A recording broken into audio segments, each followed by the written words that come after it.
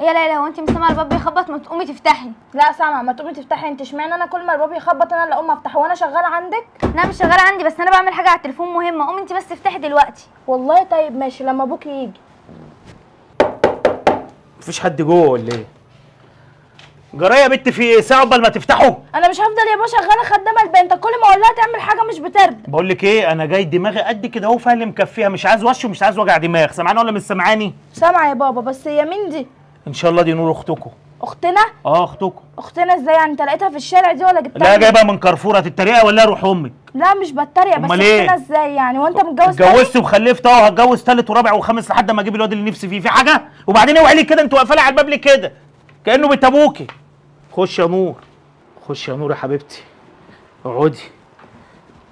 يابا. يا سلمى. ايه يا بابا؟ ايه اختك بتشتكي لي منك يعني؟ بتقول لي انت جايبني خدامه لسلمى ولا ايه؟ ما بتساعديش معاها ليه؟ استنى بس يا بابا، انت عمال كده اتكلمنا قدام الضيوف. مين دي؟ مين دي؟ انت مالك انت ومال مين دي؟ بنت هتكون مين يعني؟ انت ما تساعديش اختك ليه في البيت؟ بنت مين يا بابا؟ بنت انا هتكون بنت مين يعني؟ بنت الجيران؟ ايوه من مين يعني؟ اتجوزت وخلفت، ايه المشكله يعني؟ هو ده اللي فارق معاكي يعني؟ انا بكلمك في مواضيع، ما تدخلنيش في مواضيع تانية. بابا. ايه يا بابا؟ يابا انا عايزه بانكيك. بس كده يا قلبي؟ عينيا بس كده. خد يا بت، خد انت يا سلمى 50 جنيه دي، روح هات لها بانكيك اللي هي بتقول عليه ده. يلا يلا وما تغيبيش. استني يا سلمى جايه معاكي. مع الف سلامه. اي حاجه نفسك فيها حبيبتي قولي لي عليها. سامعاني ولا مش سامعاني؟ بقول لك ايه يا ليلى، انت تعرفي ان ابوكي كان متجوز؟ لا ما اعرفش، انا مصدومه زيك دلوقتي. بس ما شفتش يعني ليكي اي رد فعل وانا بتكلم معاه؟ اصل انا بصراحه هو زعلي واحنا هنا على الباب. طب احنا هنعمل ايه دلوقتي يا ليلى؟ مش عارفه، احنا لازم نشوف حل. ده كل شويه هيفضل يتجوز ويفضل يجيب عيال كتير. انا مش عارفه هو ليه مصمم على الواد. خلاص ربنا ما رزقهوش، ما يسكت بقى. احنا لازم نقول لعمنا كريم. طب ما خلاص يا ليلى، ما ترن عليه. انت مستنيه ايه؟ طب وبعد ما رن عليه هنرن عليه نقول له ايه؟ هنعرفه على اللي ابوكي بيعمله. هو ابوكي ما بقى صغير على اللي هو بيعمله ده. رن عليه يلا.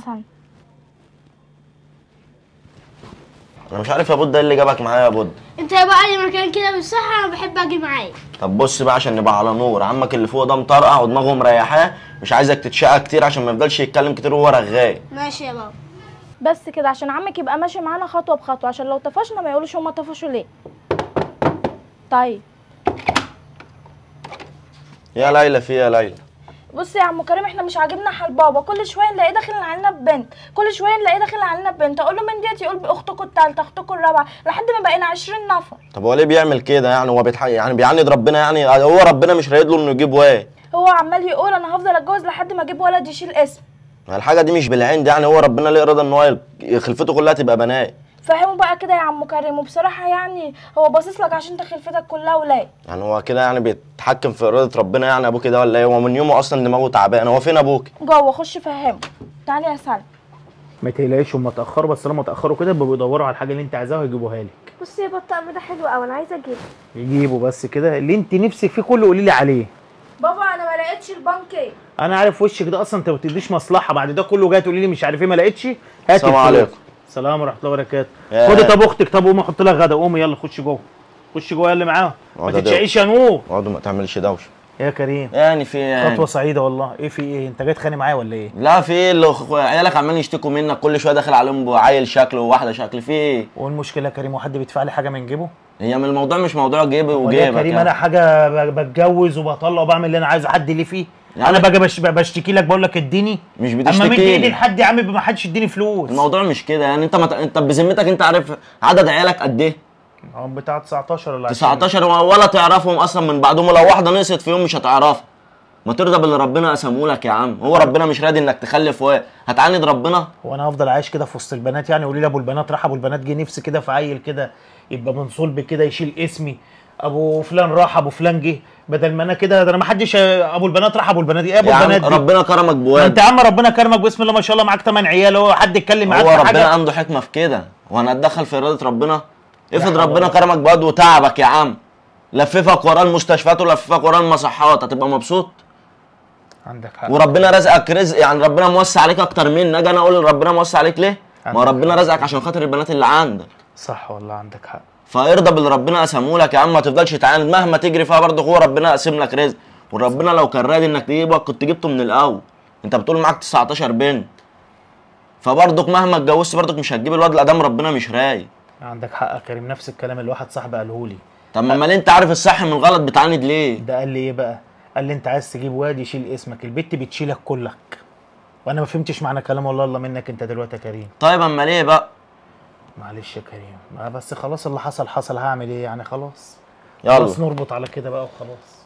يلا، عاوز اي حاجه؟ سلام يا حبيبي. طب ما تقعد تشرب حاجه يا ابني، ازيك يا بودة؟ مش تيجي تسلم على عمك ياض؟ سلم على العم. عامل ايه؟ الحمد لله. خد امسك، هات حاجه حلوه. يلا، عاوز حاجه؟ حبيبي سلام يا كريم. دول كده بجنيه وبريزة، خدي اهو. ادي الجنيه وادي البريزة. خلاص ماشي. هتعوزي حاجه تانية؟ لا، اما يكون عندك حاجة تانية هاتيها، انا باخد كل حاجة. ماشي؟ ماشي. السلام عليكم. عليكم السلام. مع السلامة. حلو كده. الشنطة اصلا تجيلها ب5 جنيه، وادينا كسبنا 4 جنيه منها. انا كده لميت 22 كنزايه، والكيلو بيبقى عامل 80 كنزايه. لا لو اديتها دول هتقولوا دول ربع كيلو، انا لازم ازودها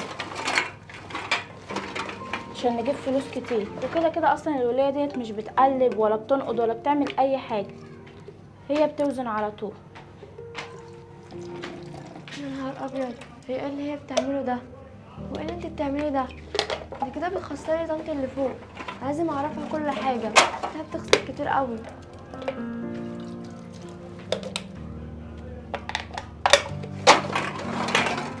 بس كده ان شاء الله نكسب فلوس كتير ونروح النهارده مرضيين.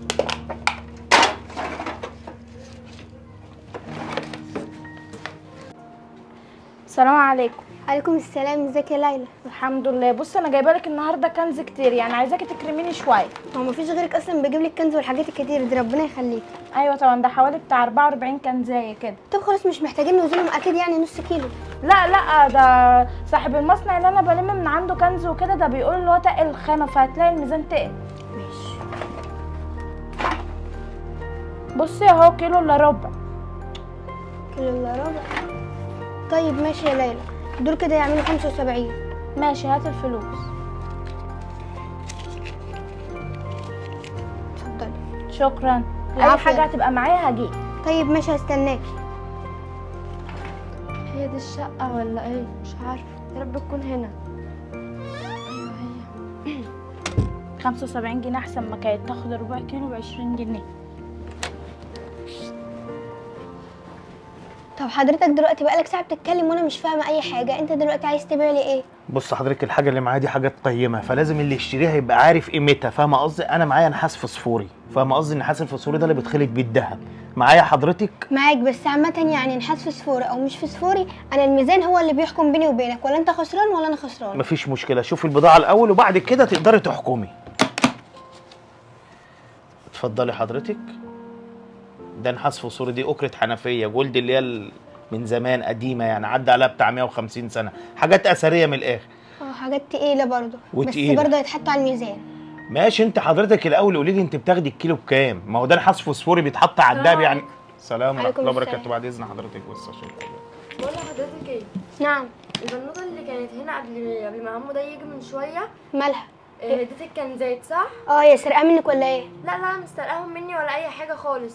امال ايه يعني؟ امال انت بتسالي منين وعرفتي منين؟ بصي انا طالعه على السلم، انا بيتي في الشقه اللي فوقيكي، اه. وانا طالعه على السلم لقيتها كانت بتزود الكنزات ميه. يا بنت الحراميه، بتزود الكنزات ميه؟ ايوه. طب يا استاذ، انا الحاجه اللي معايا دي اعمل بيها ايه؟ ولا هتشتريها ولا مش هتشتريها؟ طب استنى انت بس دلوقتي، طب معلش ممكن تجيبها لي بسرعه قبل ما تمشي؟ حاضر، هنزل اجيبها لك من على السلم. طيب ماشي. يا استاذه انت كده هتعطليني اشوف غيرك يشتري الحاجه دي. هاتهم. طيب هاتهم اوزنهم لك. يا استاذه انا مش عايز حد صبر يشوفني ليه؟ برضه، عشان الحاجات دي انت فاهمه بتتنظر. اتفضلي يا استاذه. هات حاجتك اللي هتتنزل دي. ده نحاس فوسفوري بيتخلط على الدهب، خلي بالك. الكيلو ب 35. هو ايه اللي ب 35؟ ايوه الكيلو ب 35. انت ليه كده؟ ايه اللي ب 35؟ يعني انا شايل ومكلف وجايب شنطه سونسونايت وتقولي الكيلو ب 35؟ هو ايه اللي ب 35؟ هو حد قال لك هات شنطه؟ انا قلت لك هات شنطه، ما تحطهم في كيس وتيجي تجيبهم. يا استاذه بقول لحضرتك ده نحاس فوسفوري سعره من سعر الذهب. مش قدامي يا حراميه يا نصابه. طب وانا سرقت منك؟ على فكره انا مش حراميه. انت مش حراميه، خش قدامي بس يا حراميه. دول كده 350 جرام. ماشي، شوف انت بتاخدي الجرام بكام؟ لا خش احنا قدامي يا اتفقنا. حراميه. اهي انا جبتها لك وعملت اللي عليا، انا همشي بقى. كويس انك جيتي بقى. بصي كده، قولي لي ايه ده بقى؟ معلش فهميني ايه الميه دي كلها؟ ايه الميه دي؟ ميه ايه يا استاذه؟ ايه اللي انت بتقوليه ده؟ ميه ايه ده؟ تلاقيه بواقي كنز يعني، بواقي بيبس. ايه الميه دي بقى؟ ما هي ميه اهي. ايه ده يا معبالك الكنزات ميه؟ معبيلك كنزات ميه وجايه بقى بقلب جامد بتقولي معايا 40 كنزايه وخدي وهاتي فلوس. حرام عليك يا بنتي. يا من غشانه فليس منا، يعني اللي انت بتعمليه ده ايه؟ يعني هيزودك ايه؟ يعني 10 جنيه 20 100 جنيه؟ اصل بصراحه يا عمو بجيب لها كنز كتير قوي في الاخر بتديني 20 جنيه. طب ما يا بنتي ما كله بالميزان يا حبيبتي، انت اللي يخليكي تعملي حاجه زي كده؟ يعني ال 100 جنيه اللي هتاخديها زياده ما انت تصرفيها على مرضك ولا تعبك ولا اي حاجه، تروحي تلاقي مصيبه عندك في البيت حاصله. ايه اللي انت بتعمليه ده يا بنتي؟ ما يرضيش ربنا يا حبيبتي، ده ميزان يا بنتي، ده كله الا الميزان.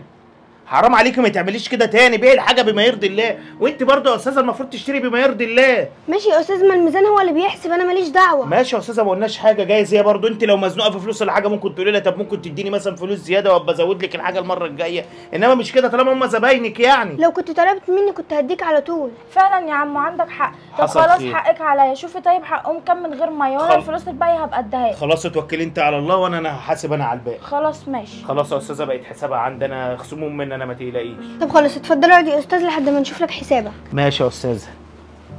الله يبارك لك، بس بسرعه بقى عشان اتاخرت جامد. دول 350 جرام، يبقى كده الحساب 55. يا استاذه مش قليل قوي 55؟ لا مش قليل خالص، ما الميزان هو اللي بيقول اهو. الميزان هو اللي بيقول. خلاص يا استاذه هاتي، بس هي اول واخر مره بصراحه هتعامل معاك، انا ما عادش هتعامل معاك في بيع ولا شراء بعد كده. خد 55 جنيه اهو. 55 جنيه؟ 55 جنيه يا استاذه؟ ده البلوزر انا مأجره ده ب 70 جنيه عشان اجيلك تقولي لي 55 جنيه؟ طب يعني انت ده انا راجل. مفكرك بتقولي 55,000. 55 ايه؟ 55,000. ليه يا عم انت جايب لي فلوس الالماس؟ بقول لك نحاس فوسفوري يا استاذ، انا مش انت شكلك كده مش عارفه يعني ايه نحاس فوسفوري اصلا. اديني 55، ده انا مأجر بليزر ب 70 جنيه واشتري شنطه ب 300 جنيه عشان اجيب لك الحاجه فيها تقولي 55 جنيه. ليه انت بتراضي عيل صغير في الشارع؟ يعني انت واحد جاي تبيع نحاس رايح مأجر بليزر. يا استاذه ده مش شنطة؟ نحاس، ما تجننيش بقى يا استاذه، اديني النحاس بتاعي بعد اذنك. النحاس ده نحاس انت لهم التراب؟ حق، مش يعبوا لك البتاع ميه، ده يعبوا لك تراب. حسبي الله ونعم الوكيل.